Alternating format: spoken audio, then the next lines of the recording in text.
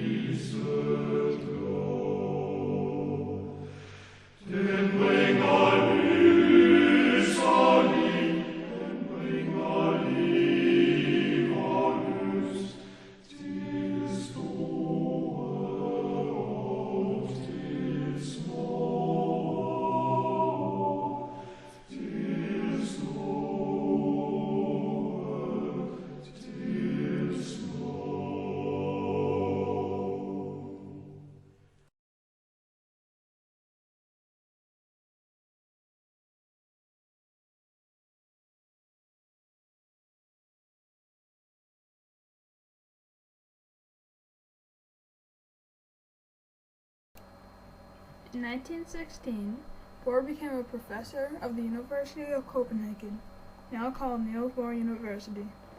There in 1922, he won the Nobel Prize in Physics for his work on the atomic structure. During the 1930s, Bohr made many contributions to the study of the nucleus and the atom and an understanding of quantum mechanics. He often spent time discussing his theories with Albert Einstein. Ever since cowboys were in the movies and on TV, scientists have been struggling to solve the answer.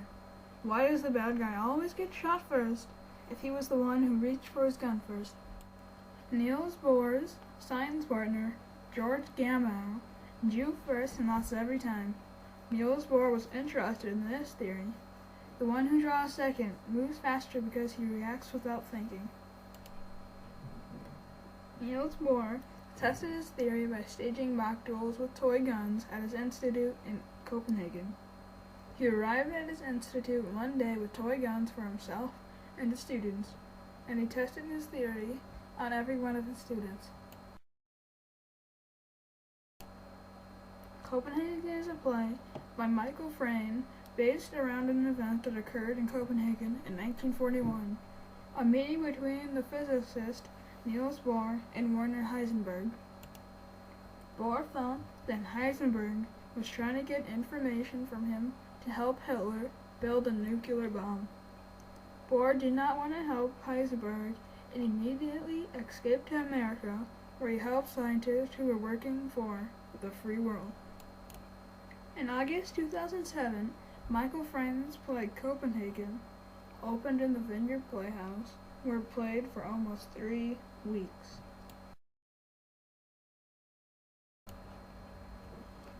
So Xavier, are you done with your project? Yeah, Yeah, so it's about, what was it about? the 3 Danish people, Niels Bohr, Princess Margaret, and Hans Christian Andersen. Did you find out something they had in common? They all speak Danish. Do you know how to speak Danish? No. You know, I can actually teach you how to speak Danish. Would you like to learn? Yeah, I would. Yeah, but you know what? Let me tell you how you do it. You go and you get a Danish and you eat it and then you start speaking. Would that be okay? You think you would? Can you try that? Yeah, I could. All right. You know what? I am so happy because I just happen to have a Danish right here. So let's see if we can figure it out. Okay? All right. You take a Danish. Are you ready? Here you go. That's a Danish. And then you eat it and you speak. Okay? That's how you speak Danish. Of course, you have to be careful you don't spit it out and stuff like that. Okay? All right. So let's try. That's good. You like it? Yeah, that's pretty close. It's getting closer and closer. Yeah, cool. Yeah. So by the way, you know, when you talk about Queen Margaret and Niels Bohr and Anderson, do you know something else? Did you know that they all had a lot of orders, you know? Did you know that? Yeah. Yeah? Did you know any of the orders? Did you hear about the Order of the Elephant? Never. No, but Niels Bohr had the Order of the Elephant.